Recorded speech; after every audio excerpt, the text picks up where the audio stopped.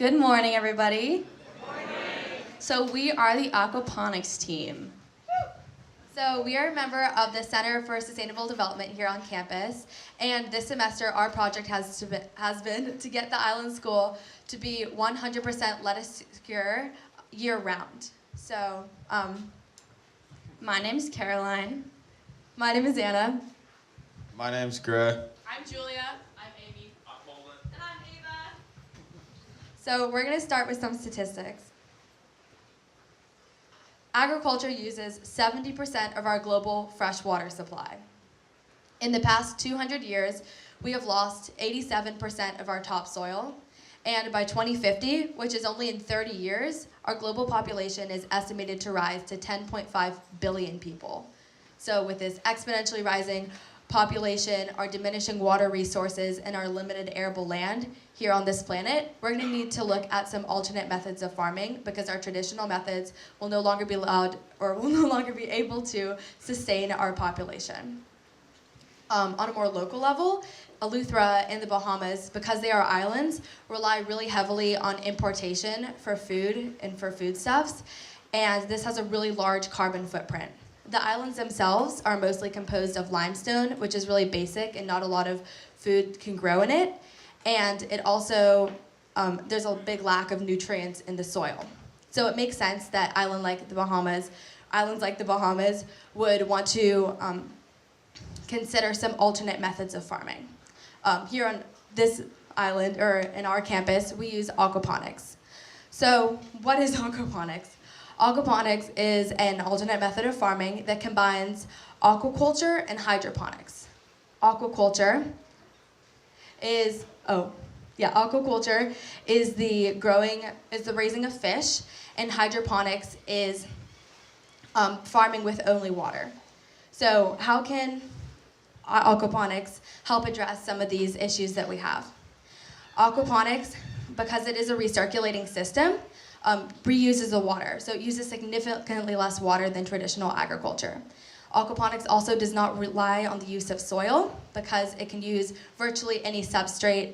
And finally, aquaponic systems can be created almost anywhere and on any scale. Gray is going to tell you more about how the aquaponic system works here on campus. Thank you. So I'm sure you're all wondering, how does this system work? Well, let me tell you. The water starts at the fish tanks. The fish eat food, they produce waste.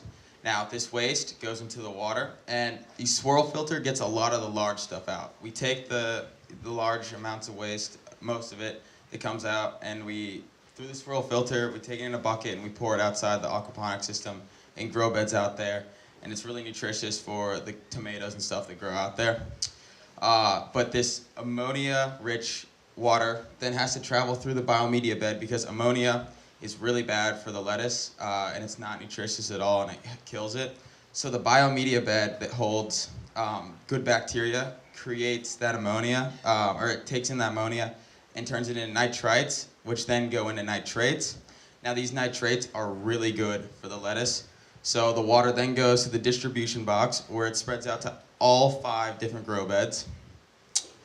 The lettuce then absorbs the nitrates, and it's really nutritious for them. It helps them grow. It's really good.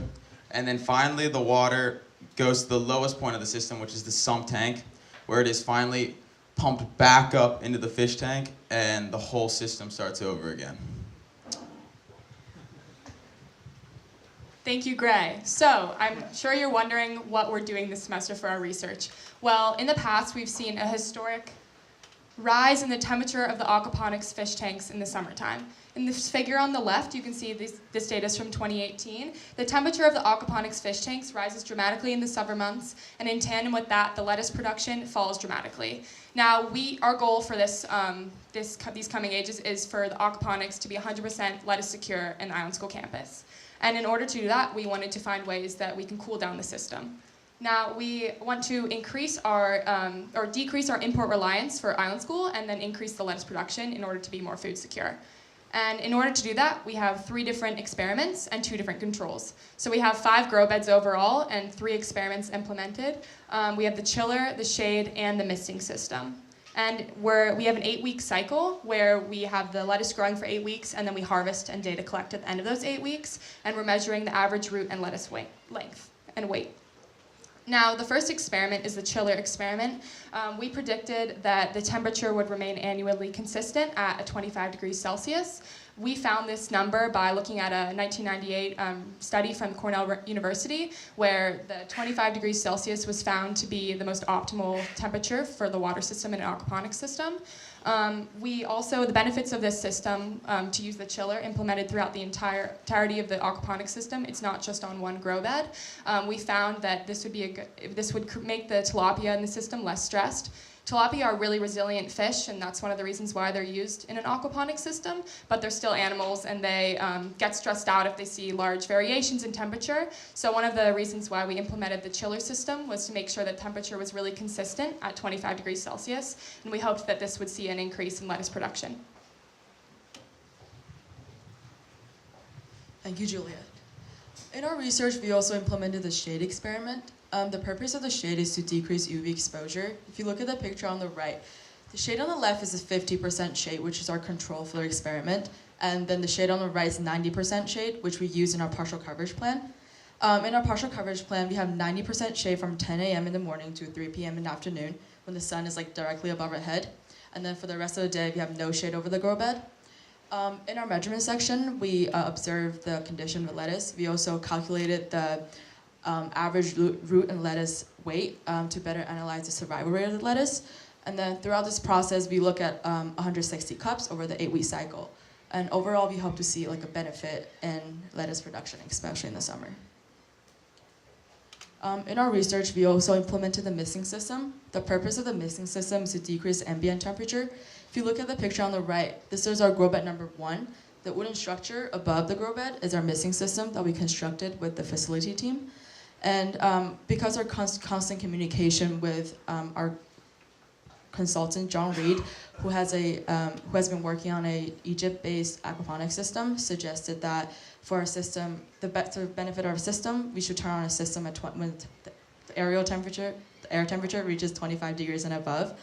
And for our measurement section, we did the same thing as the shade experiment, that we observed the condition of the lettuce. We also calculated the root and lettuce average weight to better analyze the survival rate of the lettuce.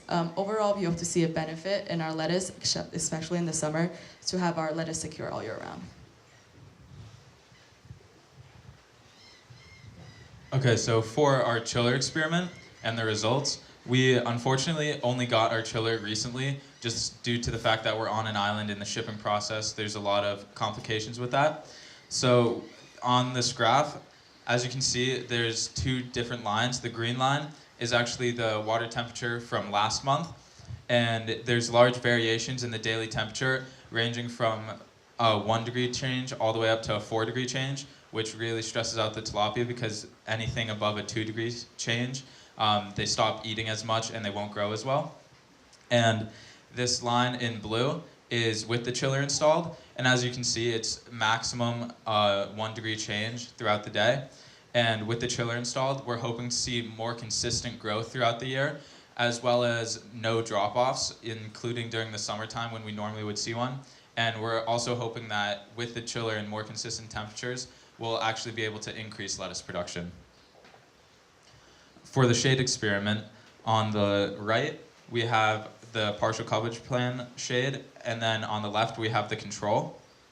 The average weight of the lettuce with the partial coverage plan was actually around 115 to 120 grams, whereas the control was around 20 grams. So this is a huge increase, which is really good for us, because that means we can produce a lot more lettuce for the campus, which is huge.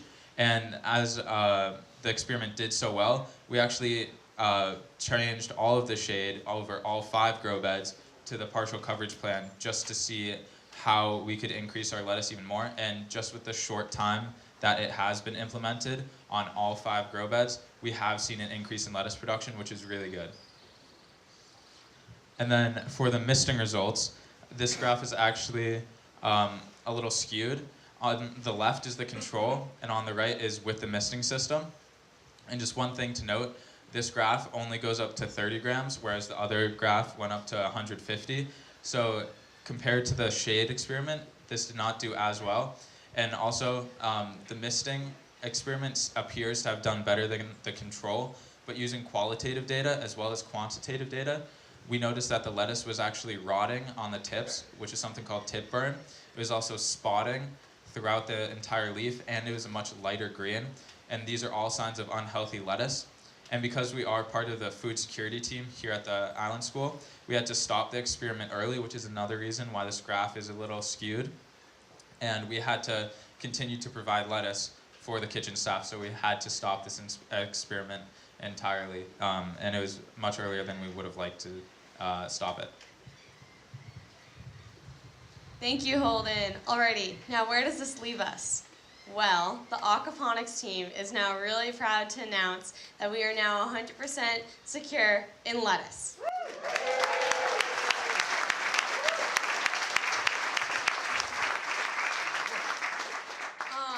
So getting more specific, with the chiller experiment, as Holden just mentioned, we were able to maintain consistent temperatures between 24 and 25 degrees Celsius. We've noticed that the tilapia might be a little less stressed, but we need a little further observation on that to be sure. We also, as Holden just mentioned, have not had the chiller in place for very long, so we haven't seen major effects on the lettuce, but no negative ones. So we're hoping to see how this will affect our lettuce production in the future. And then as for the shade, we've noticed that by monitoring the exposure to UV rays throughout early development stages, there has been a great improvement in the growth and quality of the lettuce up until harvest time. The lettuce is a lot darker green, much more voluminous, and the survival rate is a lot higher in the shade cloth. So again, as Holden mentioned, we have implemented the shade cloths and the partial coverage plan over all 5 of the grow beds. Finally, for the misting system, unfortunately, we did have to disband this system because it was cutting into our food security, and that is the opposite of our aim for this experiment. But take that with a grain of salt. Our consultant who works out of Egypt has seen great improvement in his production there, but the Bahamas is just a lot more humid, and the lettuce can't handle that excess water being put into their systems. They can't maintain homeostasis with that. It's just overwhelming them. If we were in a more arid climate or we had a more controlled system, like in a greenhouse, maybe we could use the missing system and it would have aided in our food security. Just not where we're at right now. All right, what are the wider implications of our study? Well, on the Island School campus, we're looking to take our findings from this experiment and turn those into inferences for how we can grow other vegetables and work on our 5-year plan like the food security team I think just mentioned. And that would just help improve our overall food security beyond just lettuce. In the greater community of the Bahamas, our aquaponics system is a great educational model for sustainable farming. So any new information to farming is of great assistance to this nation. And we're really excited to share what we've learned. Then, my favorite, the global scale of our experiment. We've just obtained a partnership with the Global Aquaculture Alliance. This means that we can post our findings on their page and spread word through them of our findings, and people halfway across the world can read about what we've done and implement sustainable farming into a community by them. Really cool.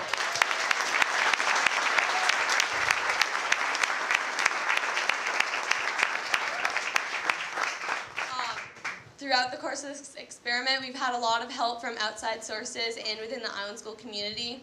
We'd love to thank the Island School facilities team for helping construct the misting system and helping us with the new decking that we have. Big shout out to them. We'd love to thank our entire aquaponics team, Walter, Neely, our amazing advisors, Sam and Iona.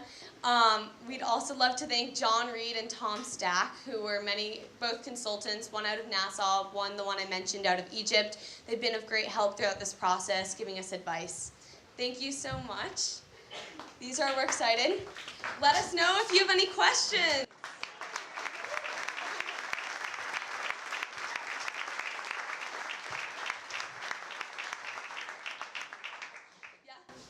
You talk about other vegetables. What might some of those be? I'm not quite sure. I know that. Oh yes. This nice lady just asked. I don't know what your name is. I'm sorry. I'm Pam. Pam just asked if, like we mentioned that we'd love to implement other vegetables into our system. Which vegetables might that be? I'm not quite sure of the specifics, but if we were to use inferences from this experiment, we'd probably be looking at other colder weather plants, as lettuce is a colder weather plant, so using the shades and the chiller would be along the same lines of that. Yeah? Does the chiller use electricity?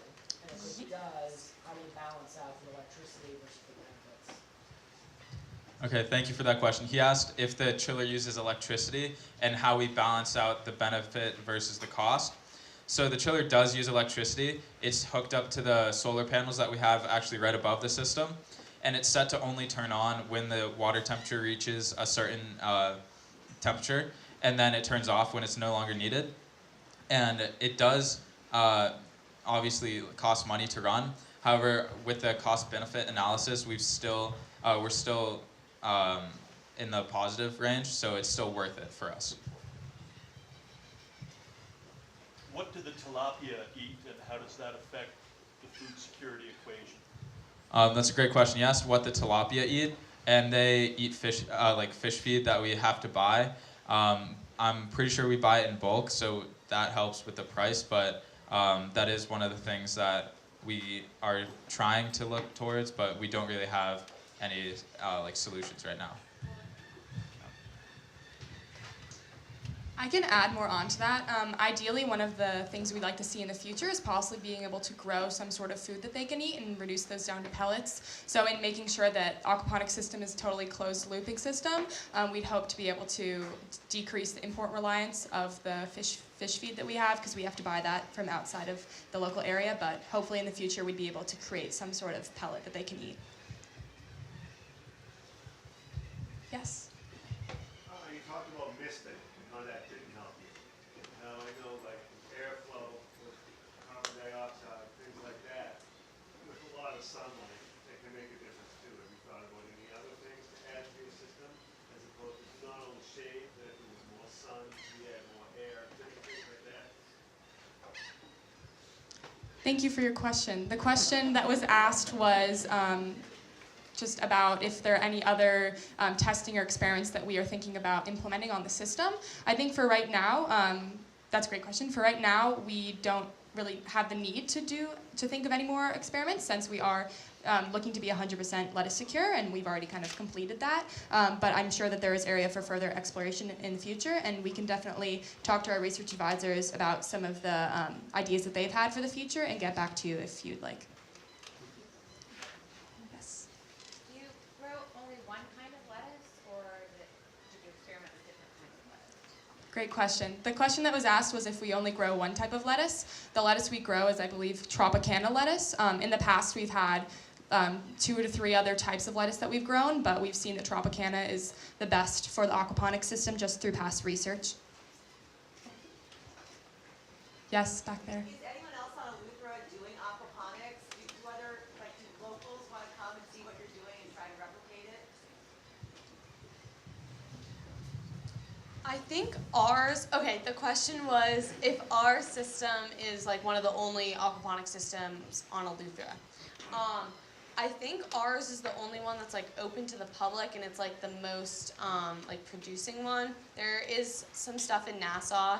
As we mentioned, the Deep Creek Middle School has a small one that they're learning from that we helped put in, I think. They're just growing herbs, but it's a great educational model for them. So I'm pretty sure that's where we're at for that. Yes? You've shown great success with your chiller and shade. Have you tried putting those two techniques together? Yes. So the question was basically if we've tried to put our chiller and our shade together. So the chiller runs through the whole system, actually. So I know it's early, and it looks like the aquaponics group is studying the indirect effects of the chiller on the tilapia through the lettuce growth. Is someone else, some other group looking at the direct effect of the chiller on the tilapia, how they grow? Great question. So Tom was asking if there's another group that's studying like the effect of our experiment on the tilapia. There's no other like group specifically, but there are a lot of researchers that look at aquaponics like here on site. We also can just like, with further investigation, see how it's affecting the tilapia. Like if they're eating more, that's a good sign of like if they're not stressed. It's mostly through like observation, but I'm pretty sure there's not like a set team for the tilapia.